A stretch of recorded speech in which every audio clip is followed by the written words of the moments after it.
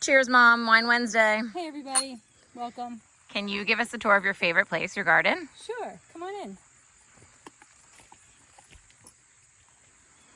So this year I grew a lot of Asian greens, and I have a beautiful patch here of mustard greens and a beautiful purple bok choy in the back. Very nice. And let me show you my daikon radish. It's the biggest one I ever grew. I actually have a couple, but this one's the biggest. So come on over, bend down. Look at that. Wow. Woohoo! Beautiful. And then there's another radish over here that's just starting. Beautiful. And then right behind it is a whole bed of kale, different kinds of kale. And why do you like gardening so much? I know this is your favorite Well, it's place. my Zen place. So I'm close to nature and it makes me feel, just fills my soul. Look how beautiful, guys.